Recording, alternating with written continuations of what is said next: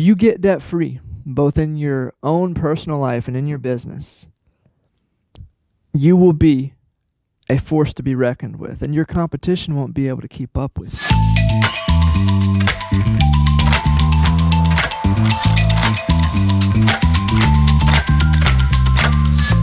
Hey, welcome, ladies and gentlemen, back to the Rob Review. I'm glad to have you. I'm Robert Morris, your friend in success here on the show, trying to build out something incredible so you can find your edge, that thing that is keeping you from building the lifestyle of choice in any way that you see that you want more choice in your life, And I know a lot of that has to do with getting your finances right, but even more than that, making sure that what you're doing with your life is something that benefits you, and you look yourself in the mirror and you're happy about what you do every day. And nobody's going to love every day of their life, but in general, you feel fulfilled with what you do and you get paid well to do it.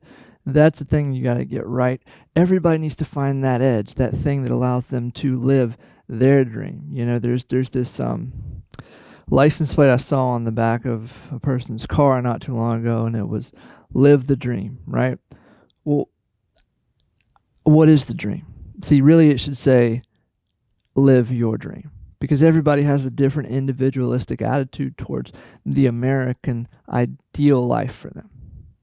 The Rob Review is about finding that edge that allows you to build what you want to do. And the reality of it is that once you get in that growth mindset, you're always going to be building. It's never going to stop, because you either are regressing or you're progressing. There is no middle of the road. And that's what this Wealth Master Plan series is about. It's about getting away from focusing on money and focusing on the things you need to fix to have more, to manage what you have better, and then you're going to start to build wealth. And so we're going to get into it with the idea that when you stay tuned to the end of this episode, I'm going to go deep into the other pieces of this series that we're going to talk about, because I've got an outline for it prepared now.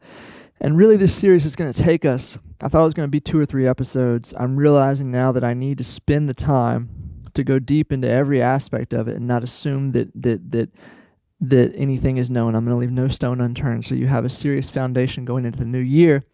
This series could take us all the way up to Christmas, maybe even into the new year. So, buckle in, because what we're doing with the Rob Review is bigger than what I intended it to be, but it's really helping people, and that's the important part, right?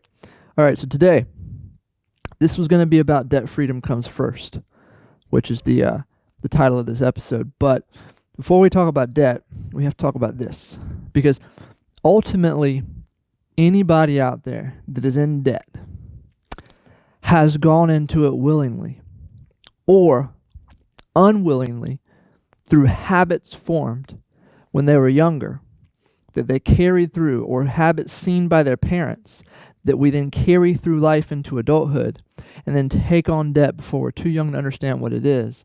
And then we either stay buried by it, stay in debt forever, or one day we have an epiphany by watching something like this or reading a book and decide we want to change our lives and forever change generations after us. That being said, it's not difficult to get out of debt. It's pretty simple. There's tons of strategies out there. But if you don't change this, you are forever going to be taken over by the debt monster in your life. There's in-control debt and out-of-control debt. In-control debt, especially in the current economy we are in, is a difficult thing not to have. Most people have some form of it, either through buying a car, buying a home, or having gone to college. Those are all in-control debt situations where you have a set payoff date for them. Some college loans aren't, but most are. All home loans and car loans have a set payoff date. Most people are never even thinking they're going to pay off their house until they get into the retirement years. Well, if you pay attention to this series long enough, we're going to kill that idea of retirement, because it's just, in my opinion, it's not a wealthy person that wants to retire. And even if you do retire, you're not going to stay there very long, because the mindset of growth is going to keep you pushing forward, and you're going to always want to have something to do. So the in-control debt we're going to handle, But first, we got to handle the out of control debt. The out of control debt always comes from either it always comes from mindset settings, things in your mind that are keeping you piling on the debt, whether you have good credit or not. And they usually come from your childhood. And that's what we got to deal with right here in the first part of this series, first part of this episode. So let's take a few moments and go back for a minute. Go back for all of us when we were younger and think about your childhood. And think about how many conversations you overheard from the top of the stairs. Like when I was a kid, okay, the house that I grew up in until we moved, there was this banister at the top that hung over, and I could hear everything that my parents were saying. Now, I am sure that to some form or degree of it, I heard things that programmed me to how I think about money now. Now, I was fortunate enough as a kid to go to classes with my father where he, the guy that taught the classes talked about living a life of wealth. And so I had a very interesting building block for my mindset where on one side people didn't have enough, and on the other side people had more than enough and thought that there was no end to what they could collect. And then I started reading books. And so I was never a kid that thought that you couldn't have all the money you wanted to. I remember very, very vividly at a young age jumping on trampolines with my friends. And, I had thousands of dollars in a savings account because I had my own business lawn care deal, and none of them had 2 pennies to rub together. I felt rich. I wasn't. And I wasn't egotistical about it, but I just realized that, look, when I tell my friends that I'm going to have millions of dollars, they look at me dumbfounded because nobody talks to them like that. And I didn't realize that they and their parents didn't also think the same way. Okay? You may have had an upbringing where your parents did everything they could to provide you with the life that you had, and so therefore they were always behind the 8 ball when it comes to money. Maybe they didn't let you know it, but you heard hints of it. When your parents maybe said things like, well, money doesn't grow on trees, or you got to work really. If you asked your parents how to be rich, they say you got to work really hard and stay out of trouble and go to college, which are all things that do not comply with getting wealthy in life. Though working hard is important, it is not a standard agreement with God and the world that if you work really hard, it's going to translate into wealth. It doesn't happen that way. Matter of fact, I know people that are incredibly wealthy that work a whole lot less than I do. And they do not kill themselves with back-breaking labor like I used to when I was landscaping and mowing lawns and laying sod and all that stuff. I purposely go out now and do that stuff on real estate that my wife and I buy because I want to always be reminded. I want to never forget what it's like to kill yourself for $1 until I get to the point where I am so thankful for what I have that I'll never go backwards. And I think for some of you, that's where it starts, is really sitting down and identifying what are your true thoughts about money.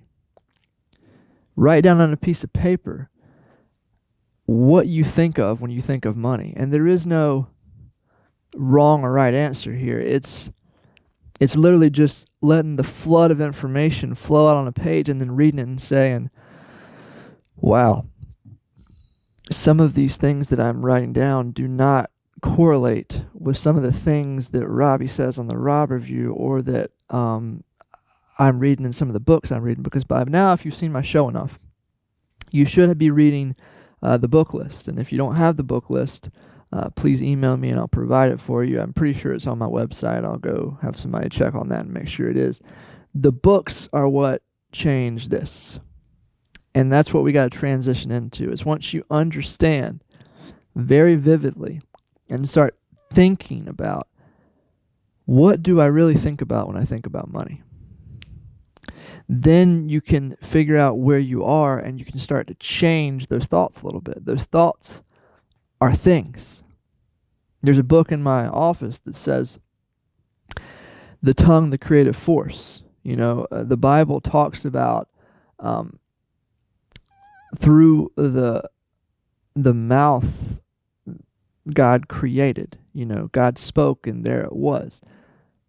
I know that some of you are not religious, and I'm not trying to push my religion on you. I'm just saying that if there's even a hint of you that believes in creationism, you have to believe that your thoughts and what you speak are powerful things. And so if you think negative thoughts about money, if you think you're always going to be behind, if you think that debt is an impossible thing to tackle and you're not going to ever get out of debt, then that's exactly where you're going to be. And so we can talk about having a plan to get out of debt all you want to, but if you do not first fix this, you're going to always be spinning your wheels. And even if you do get out of debt, you're going to get right back in it. Because what keeps you out of debt is understanding that you do not spend money you do not have. And you can make an unlimited amount of it. So why in the heck would you have credit cards except for maybe emergencies or a charge card where you pay everything off at the end of the month? You don't want to collect yourself and be indebted to somebody else, neither a debtor, neither a borrower nor a lender be, right? So will I ever lend money to people on the basis of having somebody else use my money to put other people in debt? Heck no. Never. Because I understand the weight that is on your shoulders that maybe you don't even know is on your shoulders until you get rid of the debt and the emotional discharge that will come from that. Most people have no idea the stress that debt puts on them until they don't have it anymore. And then boom, once it's gone, even just the out-of-control debt, the credit cards, the charge accounts, the checks to cash places that you owe money to, all that crap that you felt like you needed. Once you figure out you don't need it and you start to get rid of it, the power of you really sitting down and figuring out, and we talked about this in the last episode, how much do you need to live if you had no debt? It's incredible. America as a whole, if we weren't an indebted society, and even the government itself teaches us it's okay to be in debt by going into debt themselves, we don't realize that by getting out of debt, how much of a burden is lifted. But we do when we sit there and say, wow, I make $4,000 a month, and if I didn't have debt, I wouldn't need but maybe $2,000 to live off of, and I'd literally be compiling, stocking away $2,000 every single month. And that's how you grow. That's how you invest. That's how you become a person that has more than you need. How many of you know the percentage of Americans that will be debt-free? Can you guess? Okay. Less than 10% of America will ever be free of debt. Which means, my friends, that if you get debt-free, both in your own personal life and in your business, you will be a force to be reckoned with, and your competition won't be able to keep up with you. And I know this because I take classes with people that completely annihilated their debt in their business. And there are times, like in the COVID pandemic, where they were able to buy out their competitors because their competitors had debt to service and they didn't, and they couldn't stay in business. Now, I'm not a business coach, and I know there's power in debt. There's good debt and bad debt. But as far as your personal life goes, I think you shouldn't know anything if you can ever help it. And it's not as easy for everybody as everybody else. There's different factors. You could be watching this and in your life have a home where you have, 3 or 4 bedrooms because you have 3 or 4 kids, and you may not want to service the loan on that home, but you have to because you need a place for your kids to live. I get it. But in each individual situation, there are ways that you can downsize or figure out a way to get rid of your out-of-control debt first and then begin to chop away at your in-control debt like that home. It's not about feeling bad that you got yourself into that situation, though, because you cannot positively change your life and be in like a negative mindset about where you are. See, getting out of debt really is first and foremost about changing yourself.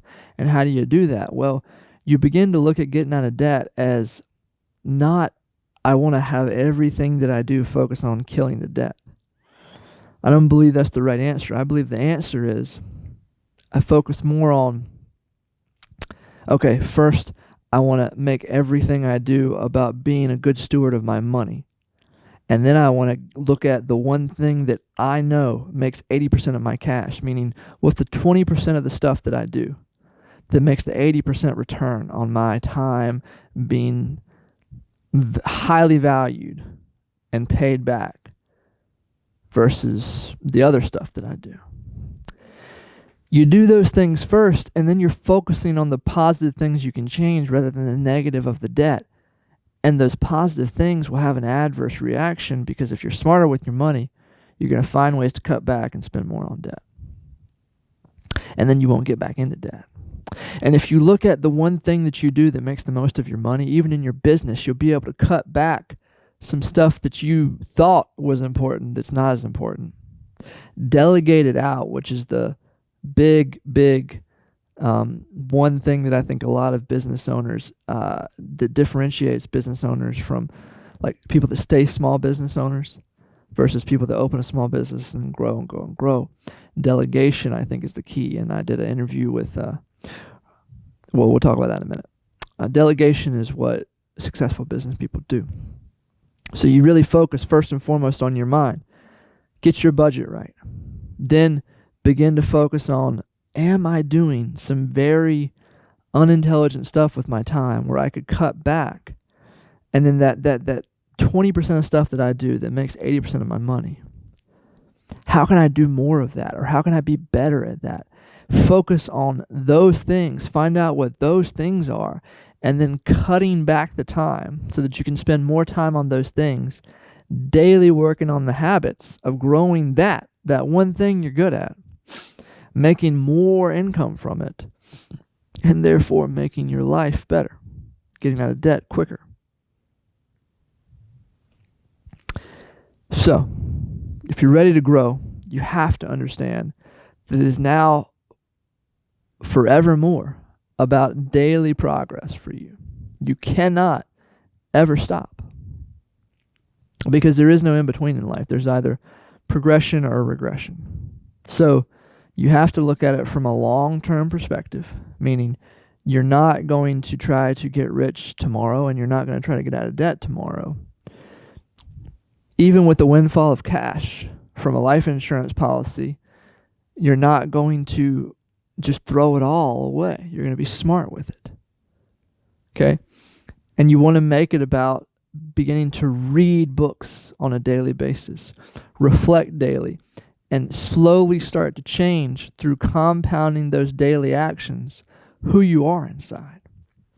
And then by virtue of changing who you are, I promise you will begin to see a change in your financial situation. And it just happens. Like, I don't know why it does. And that's the thing. It doesn't really matter the why does it. The how is not a big deal. It's about the doing and the seeing that it is becoming. If you would stop asking questions in your life like, why does this work? And just start doing it because it does work, you'd spend a lot less time spinning your wheels. Okay, so you're reading, you're focusing, you're doing daily actions. Those actions, I'm living proof of that. Look, I started in this industry giving my time away and not getting anything in return but learning.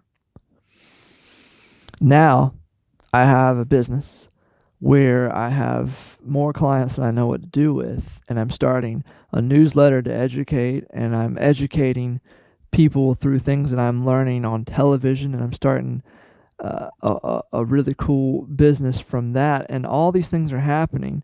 You know, I'm growing as a trader, which is my main focus. All this is just adverse because I need to be positively involved in people's lives. I feel that need. So I do this, and this begets better things, because the more people I positively impact, the more positive impact comes back to me. And all of a sudden, guys, it just became a great swirl of compounding good results. And now I can see where I've gone from where I started. And it looks like a storybook chapter. You could write out a novel that would make sense to get there. But in reality, when I was doing it, it just felt like a series of things that didn't connect. But that's why there's a God. He brings it all together, right? And when you start to do that, you will start to see it just starts to work for your benefit.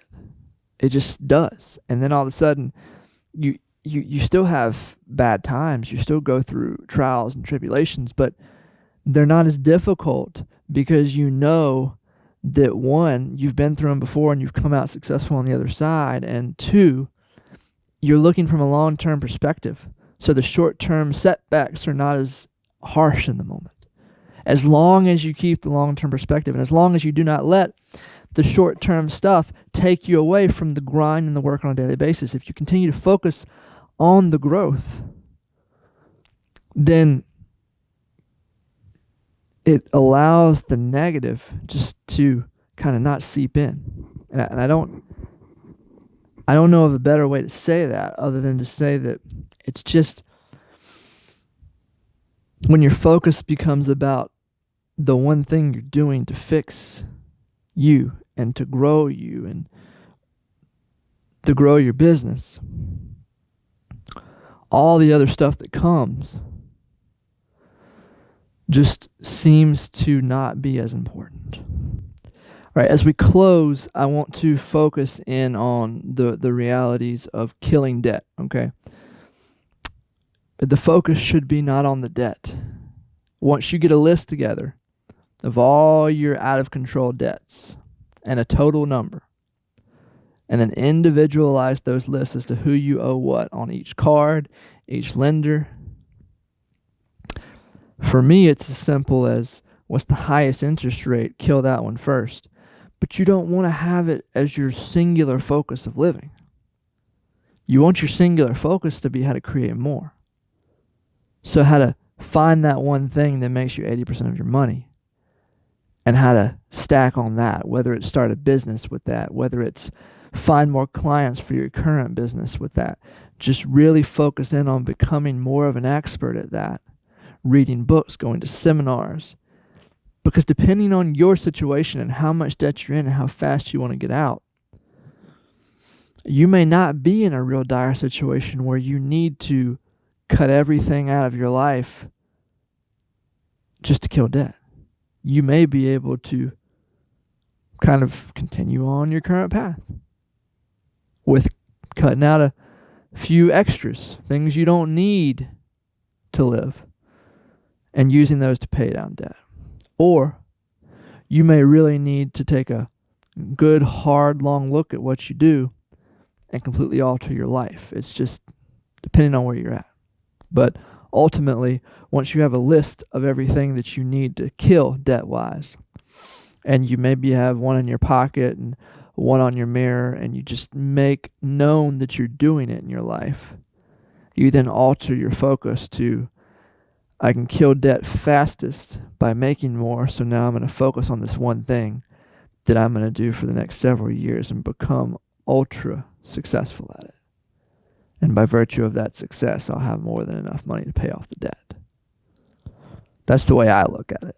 But that's also not the way I was taught. See, when I was taught to get out of debt, it was your focus should be the debt. You should literally look at it every day, and you should look at it like your enemy, and you're going to slay the thing.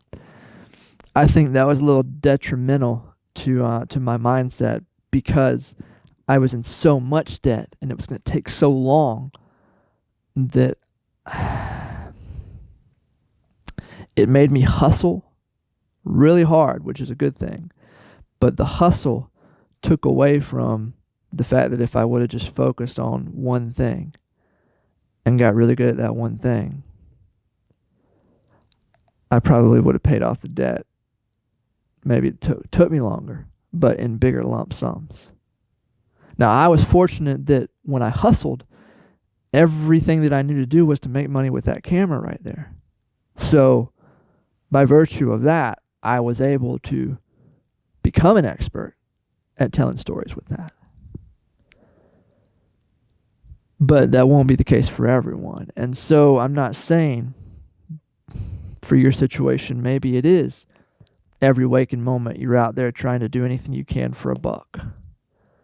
But if your situation is not super dire, maybe it's more about, let's step back and see if we're actually spending the amount of time we need to spend to get paid better for being the expert at what we are. And we'll talk about more of that in the next episode, because my time is up for today, but I want to let you know that this wealth master plan is not just financial. It's also, to grow your finances. Most people that are wealthy, if you look at it, it's one thing that created their wealth, and that's what we're going to talk about next episode. Is we're going to really dive deep into what's that one thing for you. So go read a book called The One Thing by Gary Keller, and it'll help you kind of understand where I'm pulling from the information. Because becoming an expert will get you well paid.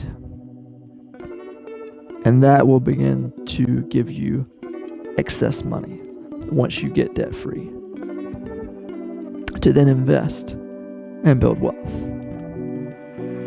With that, I would suggest that you start today reflecting on what are the negative things that you think about when you think about money. What are the positive things? How can you change the negative to positive? And let's start reading. Starting today, take out your Amazon app on your phone and go order these couple books. Go order Think and Grow Rich book. Great book. There's beneficial stuff in there. There's some stuff that I think a lot of people blow up as you can just manifest things, which I don't know that I believe in that, but there's real practical applications for the stuff in that book. And then there's other ones like The Richest Man in Babylon, Mastery, The One Thing. Those books, just go ahead and order them because they're going to be beneficial to you. And with that, I'll see you on the next Rob Review. We're going to play this one for 2 weeks, and then we'll go into the next episode where we talk about becoming an expert in your one thing and being very highly paid.